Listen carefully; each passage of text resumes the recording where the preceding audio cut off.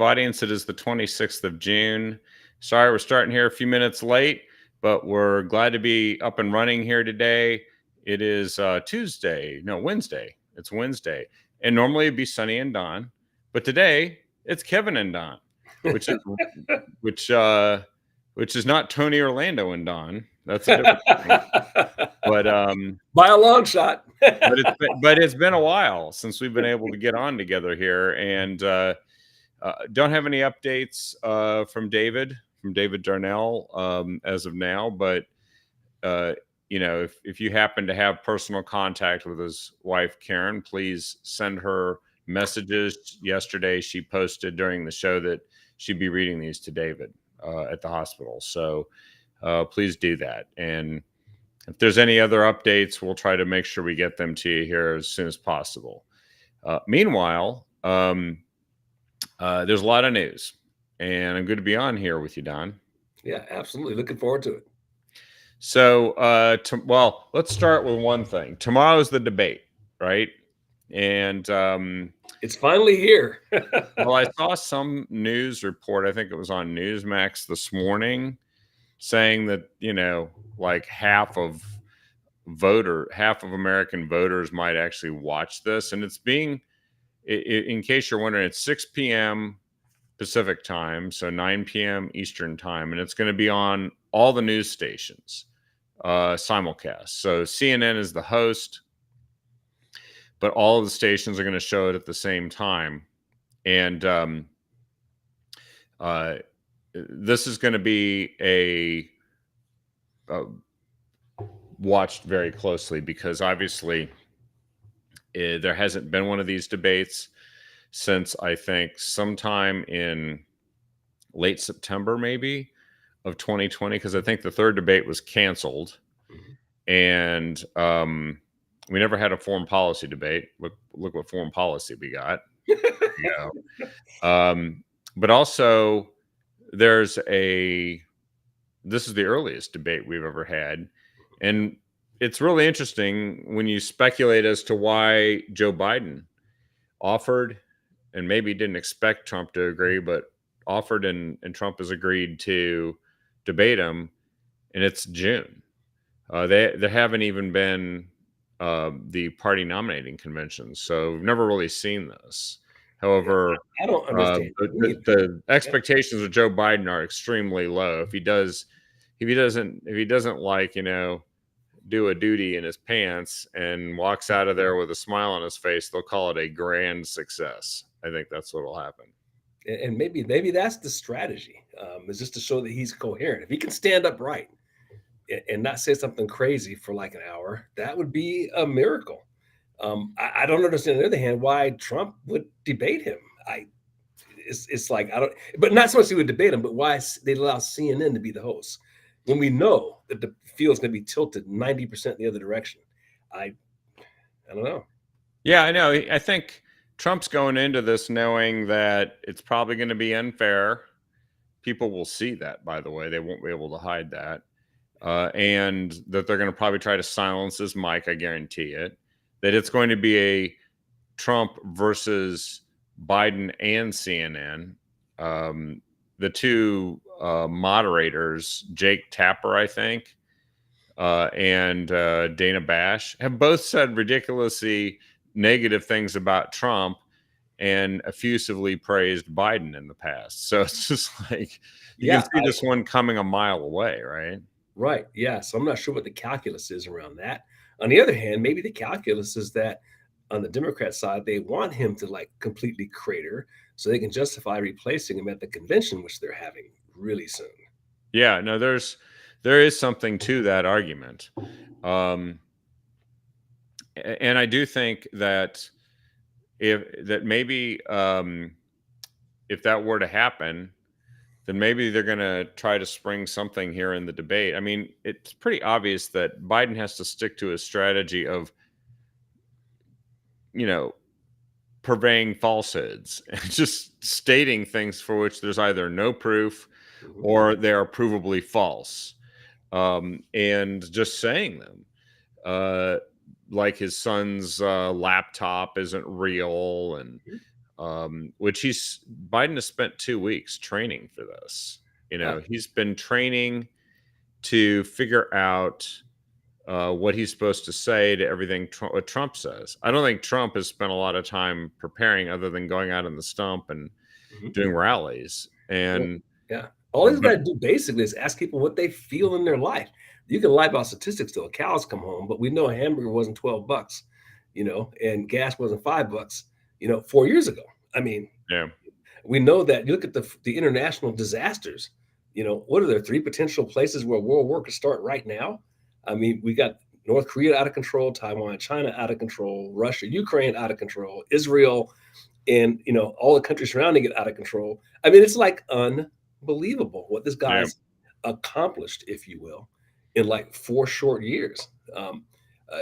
Essentially, Trump doesn't have to manufacture anything. It's just speak to 4 or 5 bullet points that everybody can relate to.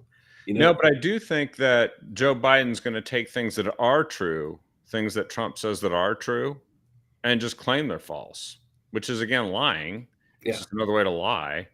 But I think that he will do that because that's what he's done before. And so when Biden gets accused of colluding with China or taking money from China, and there's obviously evidence of bank transfers that did go to Biden from Chinese sources through his family members.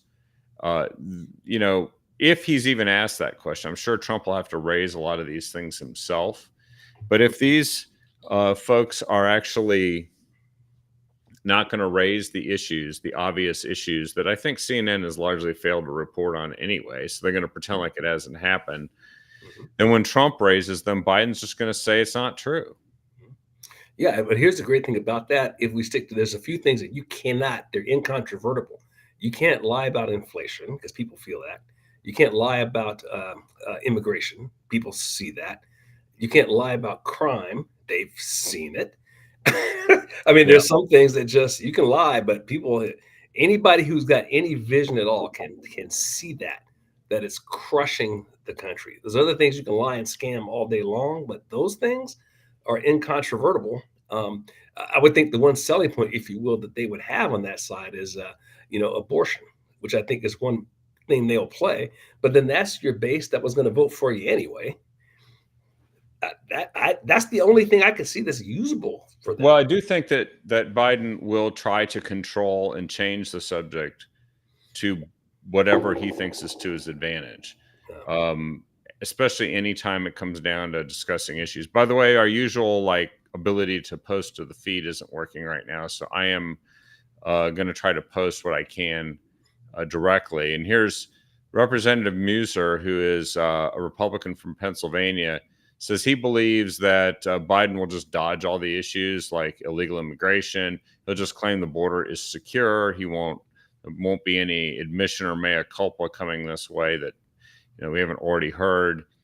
And he's just going to dodge all the key issues. He will dodge inflation and he will lie about it because he has. That's what they've been saying is the economy is great.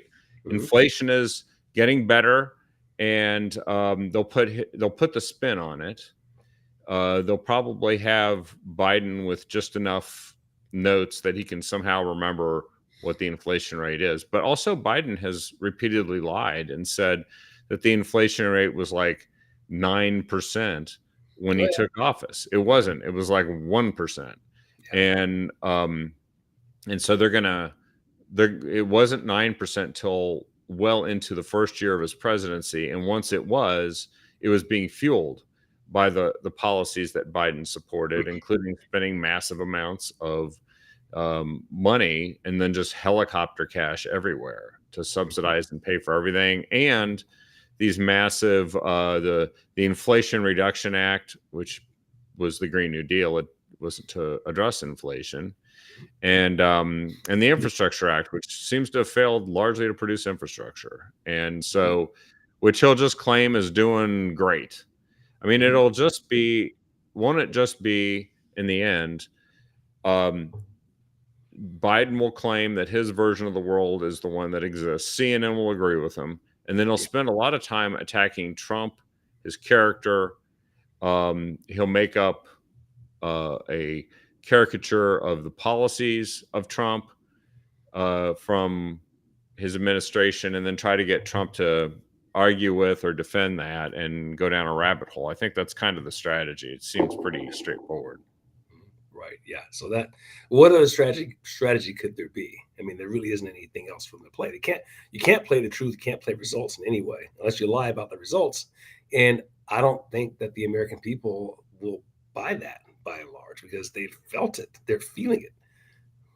So Yeah, I don't think that that's why it depends on what news silo somebody lives in, because there's this news silo where they're being told the economy's great mhm, and, don't believe your lying eyes. And some of those folks are only in that silo, right? mhm, So then they are like, yeah, things are expensive, but things are getting better. And Joe mhm, Biden's doing his best. And boy, it would be way worse if Trump were president. That's what they are told in yeah, that little news silo that they're in. And then you've got the other news silo, which is not seen by the ardent Biden supporters, mhm, which is basically talking about all the problems and mhm, talking about things that are happening. yeah. And Biden will just claim that's all misinformation. And well, here's the one thing that kind of works to the advantage of the truth, I guess, though, is that those people who are in that silo, you can divide them to another set of buckets. You have those who are in those silos who are not affected by all the disasters that Biden's caused. So if you're wealthy and well off enough that you can live in an area, you're behind your gated community, and you don't have people sleeping on your doorstep, and you don't have your kid getting beat up and raped at school, and all of that kind of stuff, because you go to certain schools, you can pay for your kid to go to some non-public schools. You haven't had that stuff happen to you, then you can, yeah, it's all good. But for everybody else who've had to live with the results of this administration, and as bad as it seems like to say this, that's been the advantage in terms for our side in terms of what they've done. Because now it's not just us talking theoretically about what those policies are going to do. People have felt it in their own life. So you can't send your kid to the local school. We know all the sociological things that are happening there. You can't wander down the streets at night. You call the police, and unless there's an act of murder happening, they're not showing up. Your stores are closing in your major cities because they can't make a profit because the crime's out of control. You just go down the list. And I think the majority of Americans have felt that. And it's an increasingly small percentage of people who can afford to live in such a way that they're not impacted by it. Yeah, no, I think that's very true. Uh, and so Biden's going to appeal to the people who aren't feeling it as much, or just hate Trump so much that they don't care. And I don't know if those numbers are big enough. And here's an interesting poll from today, or report. 538, which is Nate Silver, who favors Democrats, but Mhm. sports himself as a statistical expert and has a forecasting model that he put together for the 2024 presidential election, say that the race isn't a toss-up, that the model that he has put together is showing that President Trump is the clear favorite to win in November. Mhm. He runs simulations. He's run 40,000 of them, and through his model. And he said Trump has a 65.7% chance of winning the electoral college vote, bringing an average margin to be 287.2 to electoral votes to 250.4, which is, it's all this rounding stuff that you don't get 0.4 or 0.2 of an electoral vote, Mhm. but it's because it's applying probabilities. His model predicts that Biden is 51% more likely to take the popular vote, but only um, by a margin of 47.2 to 47.1. Mhm. Now, the thing is, uh, Trump never led in any polls in 2020, Mhm. any of them. And some polls showed it being closer, other polls showed it not being close. Obviously, it was close, especially in the states that determine the outcome of the election. Mhm. Well, um, one thing Nate Silver said here is that if if you have a situation for Biden where the popular vote is literally almost a tie, and that is 47.2 to 47.1 is really as close to a statistical tie as you can get. Mhm. Um, that's not good for Biden because the dynamics of the electoral college versus the popular vote should mean that you're running up the score more in states like New York and California and Illinois, um, which then gives you the ability to win the popular vote. But those states don't award you more electoral votes if you win a higher percentage of the popular vote in them. Mhm. Um, and that's actually a really good system in my view, because otherwise you would literally only campaign in about 6 states and Oh, well, the that's Democrats the just run up and the that goes back to the brilliance of the founding fathers. I mean, how brilliant was that, right? yeah. So what the electoral college system does is it forces you to politic everywhere, campaign everywhere. You just can't campaign in like big cities, and that's it. For example, you got to win everywhere, or at least make an effort everywhere. Um, Well, and there are swing states where the focus is, sure, right? for sure. Unfortunately, Oregon's not really considered one of them. However, Mhm, the states that are close and are considered swingable or toss up states, mhm, those states change over time. If you mhm, go back 20 years, Oregon was actually considered mhm, a competitive potential toss up state for the presidential election. And in 2000, it was. mhm, Gore only beat George W. Bush by about 7,000 votes. mhm, Um, however, uh, the states that are now toss ups, it used to be that Ohio and Florida mhm, were the constant swing states, right? mhm. Especially in 2000 and 2004. And it persisted after that for a while. Now they're not considered the last two elections before this one. Trump won Ohio and Florida by a substantial margin. Uh, Ohio, I think he won by 8%, and so Ohio's not a swing state anymore. So the swing states change, and then when it goes to another, and then back, you go Georgia. Georgia was not a swing state 20 years ago or 15 years ago, and now it is, Mhm, because demographics have changed. People have moved. mhm, Political character of those states have evolved and changed over time. Arizona, though there have been times that state has gone the other way. It was rare. It was considered kind of a red Republican state. Now it's a toss-up state. mhm, Nevada was a toss-up state then and a toss-up state now. mhm. Yeah. Uh, it actually was considered blue Mhm, for most, ever since 2004. It was kind of a Democrat state mhm. because no Republican had really been competitive in it. Well, actually, now Donald Trump is leading in Nevada, and not by a small margin. So Mhm, there's a lot of things going on.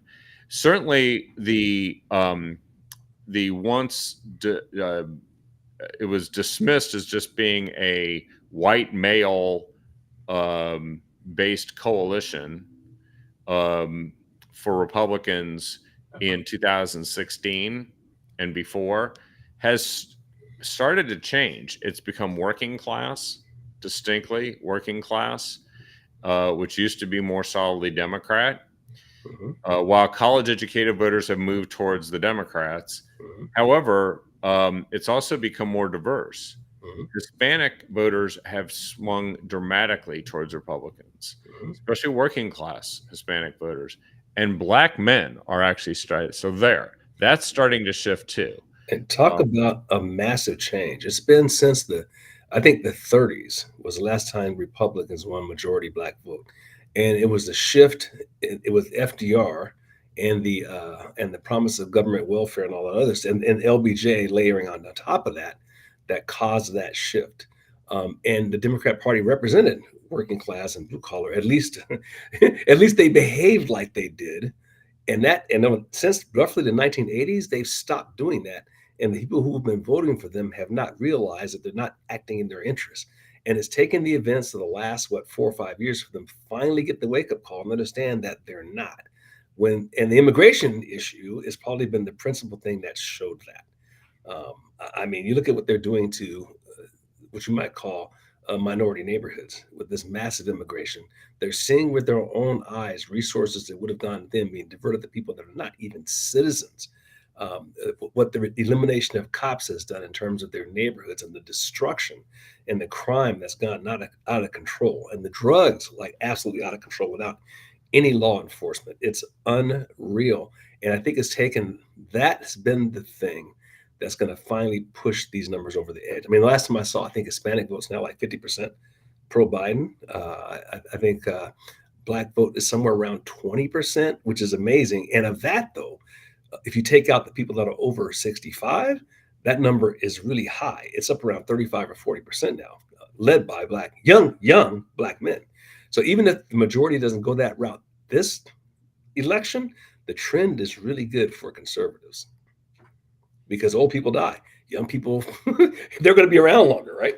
They are, and young people are starting to stray away from Biden as well, especially since they're the ones who can't afford a lot of the stuff that inflation has hit. They can't afford to buy homes, cars, even just the lifestyle that they thought they were going to have not happening the way they thought it would.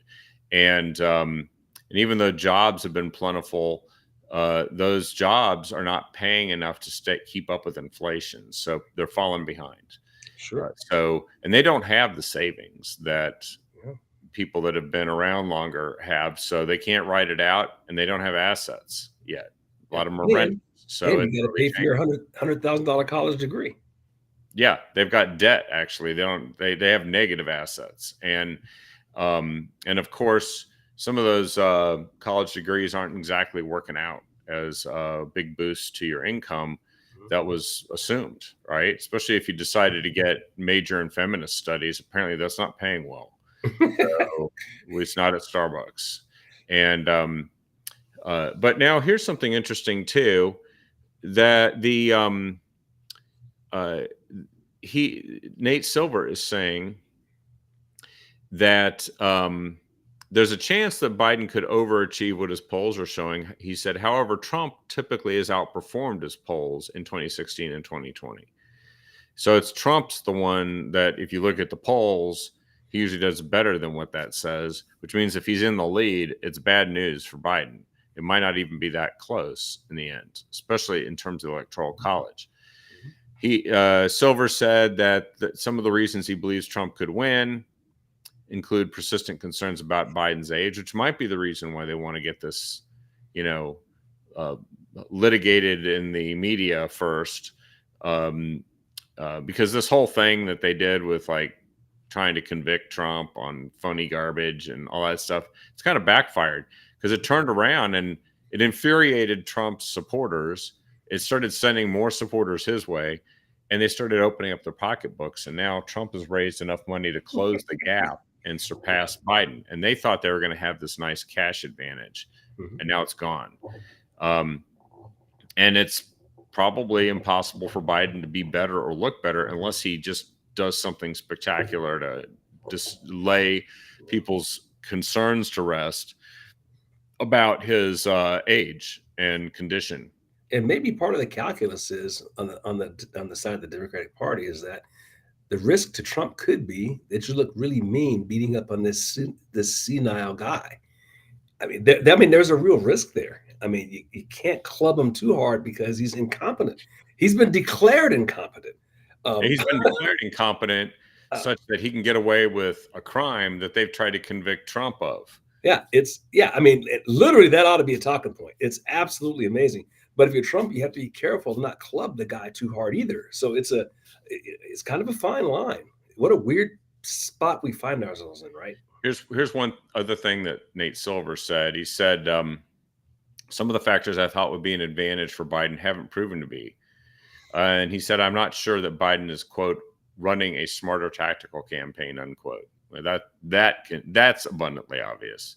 Yeah. He said Biden has the lowest approval ratings of anyone running for re-election since either George H.W. Bush or Jimmy Carter, depending on how you squint at the numbers, even though his numbers have improved after Trump was convicted in New York on his business records case. So what is noteworthy about George H.W. Bush and Jimmy Carter in terms of re-election? Neither one of them won re-election. They both were defeated. Yeah. after the one term. Mhm. Now, George H.W. Bush is kind of defeated uh, in part because there was a third party That was candidate. Ross Perot. Yeah. Now my memory's kicking in. Ross Perot was kind of the spoiler, and I vividly remember the Jimmy Carter thing. And there was a guy who was just horrendous, Yeah. and the press was totally in the pocket there too, although not nearly to the degree that the press is now. What we're seeing now is, off the charts. But then the press admitted what was going on. You had double-digit inflation, double-digit unemployment, double-digit interest rates. Those are three talking points. Yep. And that sunk Carter. I can't remember what his electoral loss was, but it was like huge. Yeah, it's very Carter-esque. Now, the media is different than it was then Yeah. to a large extent. The media is really trying to put their finger on the scale and Mhm. and cheerlead and cover up. Uh, while back then, Jimmy Carter was kind of exposed, and I remember he looked bad. Yeah. He looked bad, and the numbers reflected that. Although he didn't really look like he was imminently going to defeat Mhm. until late in the election. Mhm. Because at one point the race is closer than, and maybe this is what they're thinking, but it was the debates that kind of crystallized this for people. They saw Reagan, who they had more of a lot of the voters had an abstract idea of him. He was a California governor, but he was also an actor. They knew Yeah. him from that, Mhm. but they didn't see him as presidential until he got up on the stage, and Jimmy Carter laid wood on Jimmy Carter right in the debates, and that's when everything shifted, and it was a pretty decisive landslide defeat at that point in time. But maybe this is what Biden is hoping to avoid as a fate by debating early. And Now, yeah. it is one of the factors that I know is both late 70s and now that it's present is inflation. And there are big differences from state to state in terms of inflation. And it turns out that there's a good report in the Oregon Catalyst today that says the top inflation states are liberal states. Data from the Missouri Economic Research and Information Center shows that the top inflation states, California, Massachusetts, and Oregon and New York, just happen to be blue states. The top inflation states match perfectly with the top tax states, interestingly enough. Yeah. And they also match the top regulation states, according to this report. And so it, and that might actually be one of the reasons why the popular vote doesn't look so good, because if people are unenthusiastic about you, then, and they're unenthusiastic in the states where you're supposed to run up the score and do well, and then the states that already don't like you, um uh are going the other way anyway. And you have to look at the swing states and see how they're being affected. And it turns out that um the swing states, the only ones that I can see here that are in the upper end of the inflation index, Arizona is one of them, and then technically somewhere in the mid range is Wisconsin. Mhm.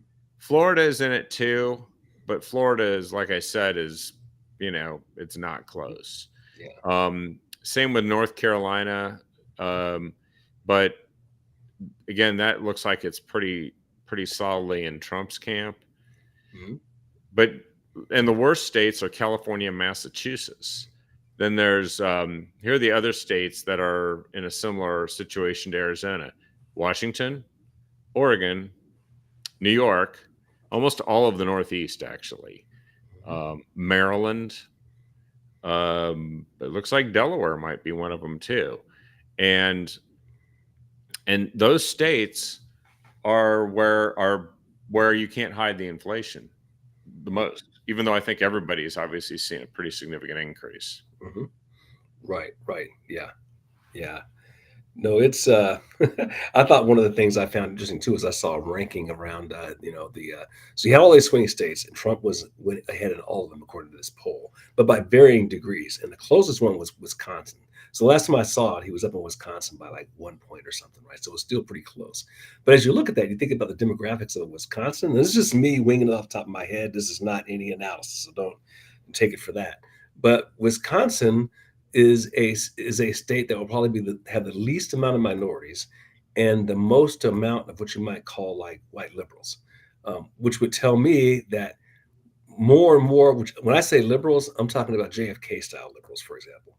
Maybe, although that is progressive territory, especially Madison. And Right. so the liberals that are in Wisconsin Mhm. are progressive liberals. However, it's a very evenly divided state. Yeah. So yeah, and again, this goes back to that whole rural urban thing. When you get away from Madison, though, what does the rest of the state think? And those people that might be what you might again call in the old days JFK liberals, those are the ones who uh, voted for Reagan and pushed him over the top. That's And true. and I think that might be the same thing happening here. And my father was one of those. When I asked him, why'd you vote for? He told me he voted for Reagan. I was like, because I had never. He was the first black person I ever talked to who voted for a Republican. And it was like a shock to me. I was in my 20s, and it's like, well, why did you vote for Reagan? And he says because I was a World War. He was a World War II, a Korean War vet, and I'm kind of snobs. He didn't say it exactly like this, but I couldn't see Carter defending us against foreign adversaries. Basically, he just couldn't picture Carter doing anything for defense. Um, Well, and that's kind of true of Biden too. And I'll it get to is. in here in just a minute on that. One other factoid for you here. Report 61% of renters can't afford median apartment rate in the United States. The least affordable U.S. metro areas: New York City, Miami, Boston, Los Angeles, and Riverside, California, according to the data. Mhm. The typical U.S. renter household earns an estimated $54,712 per year. That is 17.3% less, or $11,408 in dollar terms, than the $66,120 a renter must earn to afford monthly rent for the median priced apartment, which is $1,653 a month. And I think we're hearing that from people, that there's been a dramatic increase in the cost of renting and housing, and that's hitting people uh, right across the eyes there. It's like, and And it's a direct reflection of liberal policies. I mean, you look across the country, the coasts are where these things are most expensive. And we didn't mention those, but you know that Seattle, Portland, LA, San Diego, the rents in these places, not to mention the housing costs, the rents are through the roof. And if you're a college grad, average college grad, I think makes 50,000 bucks roughly in their first job out of college. You got to pay that. You got to pay down that 100 grand debt that you just got, right? Um, and you're going to try to go out in the rental market where I think an apartment around here is around, if you're not in the gun zone, you're probably at around 2,000 a month. Um, so it's you start doing the math around that. Let's just say you're not going out to too many dinners, and that's going to create a whole lot of dissatisfaction. It's got to. increasingly, we're facing what appears to be the working poor, or the working getting poorer. And it's hitting the working class first, who are already swinging towards Trump. And I think there's others who are joining that. And then Mhm. on top of that, just the incompetence of the Biden administration. You can only lie so much about stuff before people are like, that's kind of BS, really. So I don't know. Here's a big issue: the border, right? And here's a piece of information that came out. It's that over 400 migrants with ISIS ties were released at the border because they weren't on the terror watch list.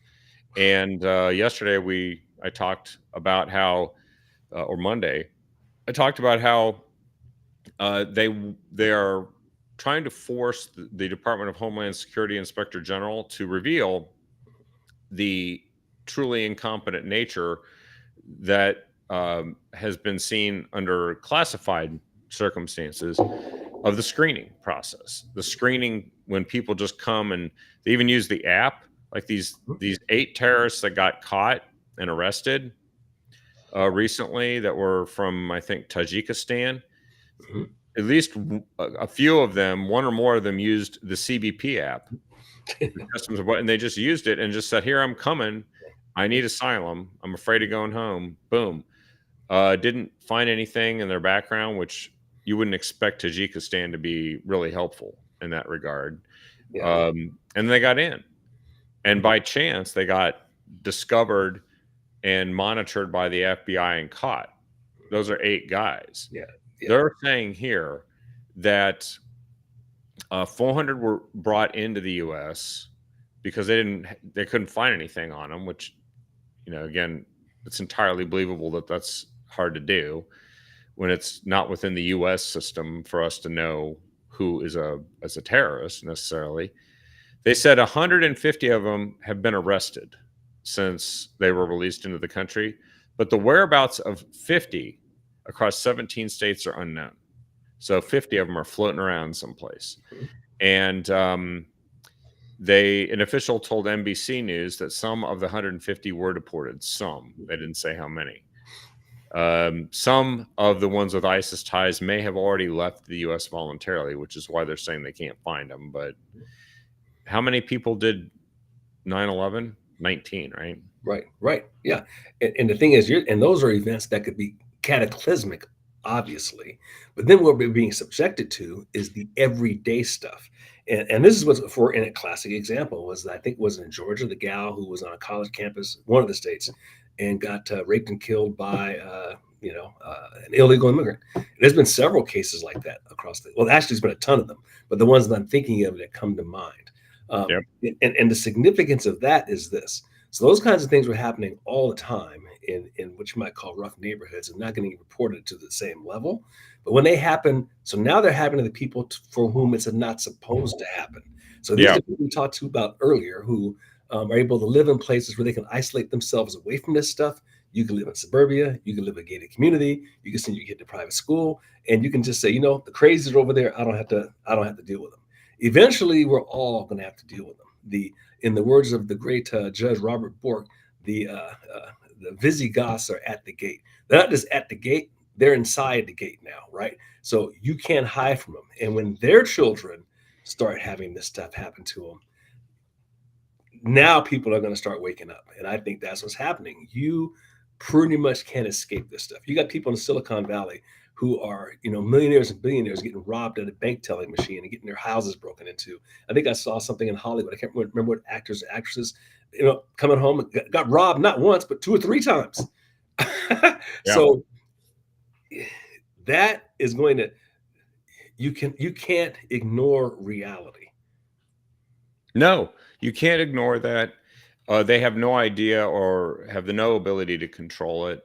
No one really believes that Joe Biden's making decisions anyway. And we actually don't know who is making decisions. And then they just throw up a wall of resistance and dragging things out and withholding information, often with the cover of the top appointees like Merrick Garland in the Department of Justice, or what's his name, the guy that is the head of Department of Homeland Security, who should just be impeached and removed.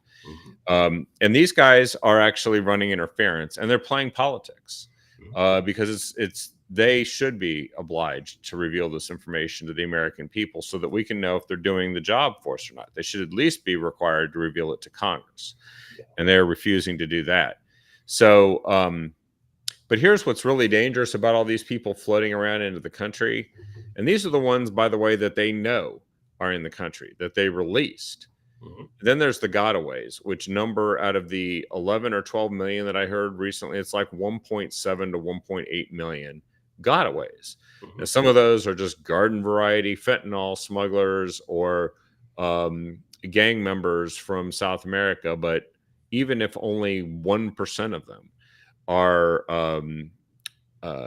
ISIS terrorists or just terrorists that mean to produce some kind of mass casualty event. That's a lot of people, and they'll never find them all. And those people can hide in places that are actually promoting a policy called the sanctuary policy to hide them, to make it so that local law enforcement won't cooperate with finding and getting them. And but what the really dangerous thing here, and I just saw this, was something that from that I talked about yesterday that happened in Bend is that people were posting these posters on utility poles and utility boxes in Bend, and it's a poster that says, "Come November, we'll remember," and the message shows a picture of Joe Biden. Uh, it features Biden in front of the names of selected Hamas leaders, um, and uh, this the and they're warning Biden that they're building up to this pro-Hamas political supporters are actually going to show up at the Democrat National Convention. Well, they brought this on themselves, both how they handled the Gaza war and their on again, off again support for Israel, but also um, now this is part of their political base. It's going to come and protest. But what would it take for a few radicals to just get into the country and do all kinds of stuff because they're angry about U.S. policy? Well, boy, I tell you, it's history is an amazing way of repeating itself. 1968 all over again, and this isn't a story in and of itself. My understanding is that the city of Chicago, they've literally walled off the convention center so that you can't get within. They're not going to allow any of those protests to be on TV, and the big media is not going to show you. There'll be protesters, but they're going to keep them a couple of miles away from the convention center, and of course, the media is then, of course, going to refuse to show that. So we'll see if they can actually keep people out. Boy, that's going to be interesting. That is going to be interesting too. Well, and I saw here Marjorie posted that on the 5 today, one of the people on the 5 said that Democrats like to say, well, most illegal immigrants are just good people. Mm-hmm. Yeah, but if 5% of them aren't, mm-hmm. then that means that 1 out of 20 isn't. Even if it's 1 out of 100, which is 1%, the example I just gave of the gotaways, mm-hmm. then is that any consolation? No, and I tell you, that whole thing about the thin blue line, it's really true. A free society can't work without people who are generally moral from the get-go. In other words, people that are generally going to behave the right way. And I saw this stat a while back, but it was something like this. For every citizen in the average city, there's a ratio of 19,000 people for every 1 cop. There's no way 1 cop can enforce the law for 19,000 people. That means 19,000 people are, generally speaking, behaving the right way all the time. And in most cities, and I know, for example, this is true in Vancouver, having talked to a couple of police officers here, it's basically about 300 people who do the same. This is property crime now. This is like not violent crime. So it's the same 200 or 300 people who do the property crime over and over and over and over again, right? In a city of 350,000 people. That gives you a sense. That means that the vast majority of people are behaving. And it doesn't take, and the reason I bring this up is if that number goes up very much, for example, we know the rate of theft in an average retail store is like around 3%. If you get over 6%, the store can't make money, right? Because the margins are thin. So the reason your stores operate and make money and you can have them in your neighborhood is because you don't have a whole lot of theft, which means the vast majority of people, 97% of the people, aren't stealing. If 6% of them are stealing, store can't stay in business anymore.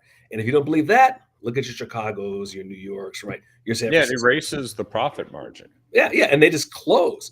So the benefits of freedom basically flow from us sharing the same moral code around civility. And when you have a wide open immigrant policy where people don't have that same moral code, and we've been fortunate in that most of our immigration, legal or illegal, has come from the South. And the South at least shares a Western civilizational type code. Look what's happening in Europe. They don't share a Western civilizational type code, and that's falling apart fast. Yeah.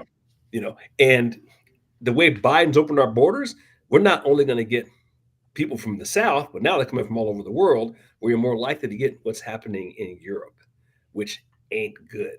I mean, there's parts of Paris you can't even go in anymore. Yeah, no-go zones. They specifically call them that. Right. Yeah. Well, we covered a lot of territory here. I know we didn't get to everything, but I think that it was good being on here with you tonight, Don. And I know that we'll be monitoring the presidential debate. Whew. I don't know if I'll get to watch it in real time, but I do hope that we get to be on here again soon, you and I. Yeah. And Sonny will be back next week. Friday, I don't know what we're going to be doing. We might be running a best of, but we'll see what happens. And certainly hope that everybody appreciates the show and will share it with everyone they can. It's really important that you do, because there's a message here, and hopefully one that gets people to pay attention and get engaged and get involved with changing the course of the nation this year, because that's when you get a chance, when you vote and when you tell We're us. definitely in the home stretch. So yeah. You definitely are. Definitely are. Anyway, well, thanks again, Don, for being on, and thanks to everyone for watching and listening. Please continue to pray for the Darnells, and we miss David. It's a very difficult situation, and pray for him, pray for his family, and we'll be back with the next episode of The Captive Audience very soon.